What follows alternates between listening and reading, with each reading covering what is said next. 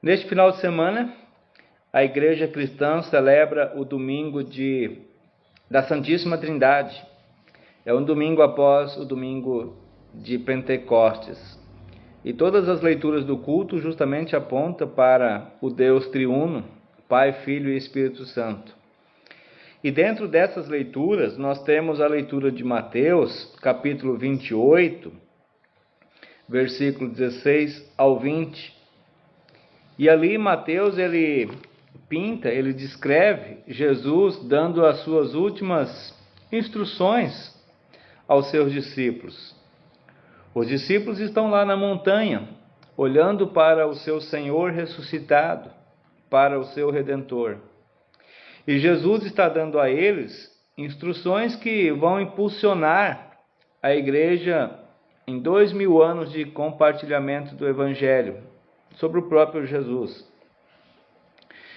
E Jesus diz exatamente o que esses discípulos, o que a igreja precisa fazer. Fazer discípulos. E como?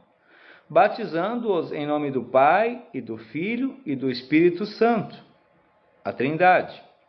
E ensinando-os a fazer tudo o que Jesus tinha ordenado, ensinado, pregado a eles. E essa então é a missão dos discípulos daqui para frente, fazer discípulos. Mas também, no entanto, nesse momento em que eles estão ali, nesse momento histórico, após a ressurreição, há alguns duvidosos entre eles. Não sei exatamente o que isso significa. Talvez sejam pessoas que ali ainda não acreditavam e não conseguiam confiar plenamente que Jesus estava vivo e que ele não era um fantasma ou um espírito. Assim como eles estavam no mar e Jesus aparece para eles, eles acabam pensando que Jesus é um fantasma. Veja, nem todos eles tinham uma convicção de que Jesus estava vivo, que de fato ele era o ressuscitado, que ele era de fato o enviado por Deus. Talvez eles não estivessem totalmente certos de quem é esse Jesus, mesmo agora, após a ressurreição. Seja qual for o problema, os discípulos têm dúvidas. E Jesus tinha que saber disso. Mas o que Jesus fez? Ele foi em frente e deu-lhes a sua missão de qualquer maneira. Isso me conforta. E talvez conforte a você também. Porque isso mostra que mesmo quando a igreja está em dúvida, mesmo quando ela não tem uma fé firme, Jesus ainda ama a sua igreja. Ele confia a sua obra à igreja, aos cristãos, aos discípulos, a mim e a você. Mesmo em nossa fraqueza, em nossa fé duvidosa, mesmo quando a gente não consegue confiar, apesar de Jesus mostrar muitos meios, de muitas maneiras de que Ele é o Senhor, de que Ele é o Redentor, de que Ele está conosco todos os dias, ainda em nossa falha, em nossa fraqueza, Jesus continua amando a sua igreja. Ele continua confiando em mim, em você, como seus porta-vozes, como seus mensageiros, como cristãos que devem dar testemunhos daquilo que ele fez, daquilo que ele realizou, daquilo que ele venceu, que ele ressuscitou. Jesus, ele não espera que nós sejamos perfeitos.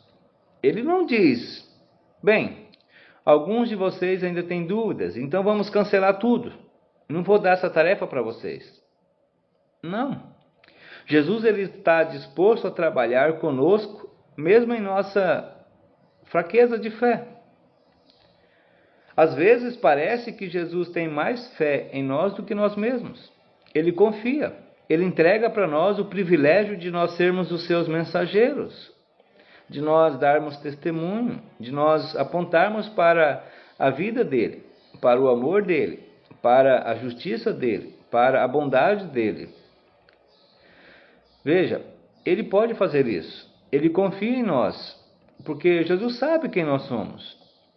Somos o povo pelo qual ele mesmo, Jesus, sofreu e morreu, para fazer filhos de Deus. E nós somos o povo pelo qual Jesus ressuscitou dos mortos. Nós somos o alvo da salvação de Jesus. Nós somos o alvo da morte e da ressurreição dele, dos mortos, para que nós pudéssemos viver para ele, com ele, em seu reino, e o sirvamos em eterna justiça. Nós somos as pessoas para quem Jesus enviou o Espírito Santo, lembrado pela igreja domingo passado. Portanto, mesmo que nós não tenhamos poder em nós mesmos, o poder de Deus fluirá através de nós. Quem beber desta água, leitura de domingo passado, do seu interior fluirão rios de água viva, as obras da fé, as obras do testemunho daquele que foi salvo, que foi redimido. Estamos com a fé fraca? Estamos talvez bagunçados em nossa fé? Talvez sim. Mas Jesus ele vem ao nosso encontro justamente para nos convidar a nós sermos suas testemunhas, a mudar a nossa vida e se entregar a Ele, fazendo aquilo que Ele espera de cada um de nós.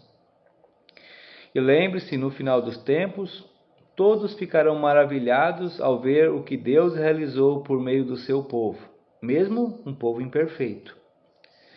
E esse povo imperfeito, você, com as nossas imperfeições e fraquezas, nós glorificaremos ao Senhor Jesus. A Ele a nossa eterna gratidão.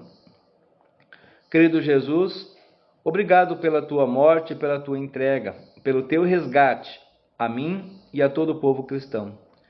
Abençoe para que eu e também os meus irmãos cristãos possamos sempre dar testemunhos, apontar para a Tua obra, para Teu amor e para a Tua bondade, para que assim possamos, quem sabe, pela ação do Teu Santo Espírito, fazer discípulos, e ensinando esses discípulos a buscar cada vez mais a Ti. Em Tua misericórdia. Amém.